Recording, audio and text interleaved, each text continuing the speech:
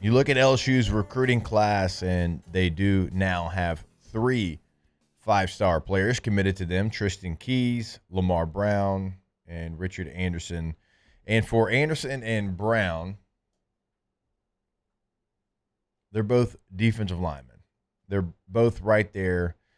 For Anderson, by the way, he is 6'3 and a half, 350. So Lamar Brown's a little bit different. He's 6'4", 285, so obviously they can be on the field at the same time. I bring it up because, Matt, when we were really good at LSU, our entire time, you're starting in 03, we both finished in 07, what did we have that was, without a question, dominant? Defensive tackles. Defensive line. I mean, Chad Lavallee, Melvin Oliver, Kyle Williams, Glenn Dorsey, Claude Roten, Ricky Jean Francois. It seemed every Big Fave. I got you, Big Fave. I got you, dog. Hell yeah, Fave. But yeah, I mean, every year there was stagnant, and usually there was crossover between the two. Yeah, and all those players were like all conference or all American players. Right. All of them. Yep. When we first got there, it was you had. Well, I think he was before you got there, but it was Lavallee, Williams, and I can't remember if Roten was on the 03 or not. Definitely 04. He was 04 for sure because he was here when I was here. Here. But I mean, you talk about an interior. Yeah. That whole defensive line in 03 was insane. But that's where Marquise Hill. When you think about when LSU was going through that, winning national championships, playing for national championships, because even like in 2011, that was another dominant group. Like that is the position where if they've got like true Jimmies and Joes, true dudes, not just guys, that's when LSU is its most successful. And we got to call it like it is. It's been a long time since LSU's had an ass kicker on the defensive line like that. They've had good players, so I don't want to act like they have not. But I'm talking about to that standard. Now, you could say, well, yeah, it's kind of flipped. Now it's quarterback, it's receiver. You've had, an offensive lineman now with Will Campbell because that was for a long time as well. I get all that. But when LSU is at its very best, the defensive line is the most dominant position group on the team, in my opinion. Yeah, and normally you don't see game changers at that position. We were just fortunate in the 2000s to have multiple players that went through there that were game changers. And at that position, you don't really have to be that, but a really good defensive tackle sometimes gets unnoticed. It's like offensive lineman. It's like a good center. It's like a good left guard, a guy that can be an anchor in the middle of a defensive line. So what we mean by an anchor is a guy that doesn't move when you're trying to open up gaps.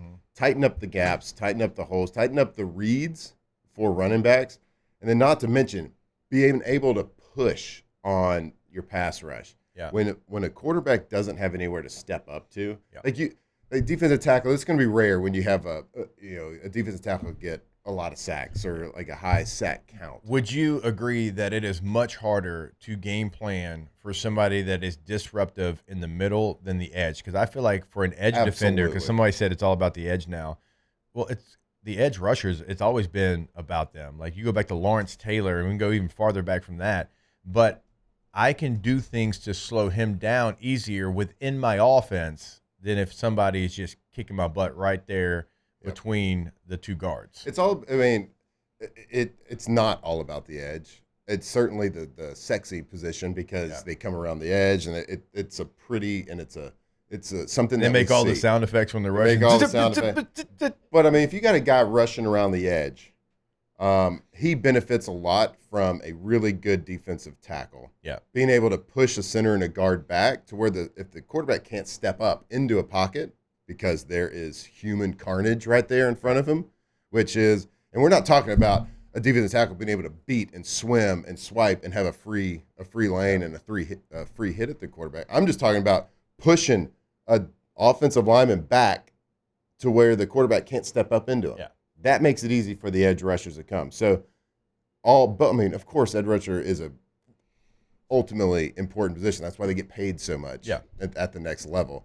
But a defensive tackle can just really secure everything in the pass game And the run game. And the running game, right? There's nothing worse than when I get a handoff and I've already got a 3 technique that's 2 yards in the backfield. Right, and it's a lot of really good defensive ends. It's a little bit less these days, but like when I first got in the league, there was third down specialists. Like people got paid the most bucks because defensive ends that would just go in on third downs. They weren't there because they couldn't really stop the run, but defensive tackles, you're in every single play, and they can make a big difference, even if they don't have a high tackle count, even if they don't have these huge, gaudy stats. Yeah. A really good, secure one in the middle can stop the run, make it hard on them, and control the quarterback being able to step up and make moves in the A gap and B gap. Yeah, look, and that's why I love this LSU recruiting class so far because, 2 of the 3 better players here, the 5 stars, are on that defensive front. And it is a place, again, where LSU, when they've had them, they have certainly thrived. And when you can get somebody in the middle of your defense, which, like, LSU hasn't had in a while, like right now even, they've got, in my opinion, one of the best football players I ever played with in Kyle Williams, coaching them up. And it is a unit that he is going to get the most out of, but you need some of the guys that we're talking about. You need a Kyle Williams. You need a Glenn Dorsey. You need a Ricky Jean Francois. Like, and I know there's not a lot of those guys walking the earth, but there is some, and you got to get them. Who's our guy that we had they got a couple at the end of the 2000s that played seemed like 15 years in the league? That was with us? Yeah. Al Woods. Al Woods. There you go. Al Woods, 4th-round draft choice out of the Saints. The Saints cut him out of training camp, and he played 15 years after that. He's a great example of what I'm talking Mickey. about. He is a really great example of what I'm talking about. A guy that never had these big stats. I mean, maybe he had some seasons where he got a handful of sacks, whatever. But, a guy that you never really even knew was out there. Yeah. But then all of a sudden, he's racking up year after year after year of NFL contracts and being on teams and being like an anchor guy because he was good at being an anchor. Yep. He was good. He didn't get pushed around. He did his job. He clogged up holes, which is exactly what you have to do at that position. So one of those guys that now that I'm thinking back on Hunt's question, was it the station survey the other day about most surprising pro careers? Yeah, that's a good answer. He would have been a good answer. Yeah, like especially getting released as a 4th-round pick. That training camp, that typically, I'm not saying that a 4th-rounder is completely safe. I don't really know a whole lot of 4th-rounders that don't get at least one season with that team. So Mickey missed on that one. Yeah. Because he cuts him, and then he goes and plays 15 years after that. I knew a couple of 4th-rounders that got released, but it was like there was injury involved. Okay. I don't. You at least like, and maybe lineman's a little bit different, but if you were a 4th-rounder and you got there, it's like, oh, we messed up. You're going to be a teams guy at least for a year. You're not going to look at Al and be like, we messed up on this one. Right. There was a clip of him. I can't remember. He was on kickoff return. Do you remember this? Yeah. It was on kickoff return, and I remember Pivito walking through this. Bradley Dale, Pivito. I remember walking through this special teams meeting because the whole team was in there like on the Monday after, the Sunday after for the special teams film review, and he pointed out this clip, and I think we were playing Louisiana Tech, and it was a kickoff, and he was like, all right, I want you to watch Big Al here. Now he's running up, and this guy comes from out of nowhere, and he tries to blindside Al. Yeah. So he comes like, Al's not even looking at him. He's looking to the right. This kid's coming from the left and tries to like clean him up on the side. Do you remember this clip? Yeah. He tries to clean him out, decleat him.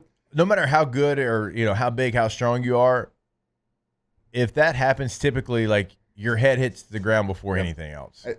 It looked like a cartoon when somebody is running down the street and like hits a street pole. Yeah. Like he hit, Al didn't even move. The kid literally, his head snaps back, his feet go straight up in the air and bounces off the ground, probably 3 foot off the ground. Yes. It was the funniest clip I've ever seen in my life. And Al just like, he's running and he just kind of like looks down and you can just probably, hear him in your head just going, shout out to Al Woods. Large American.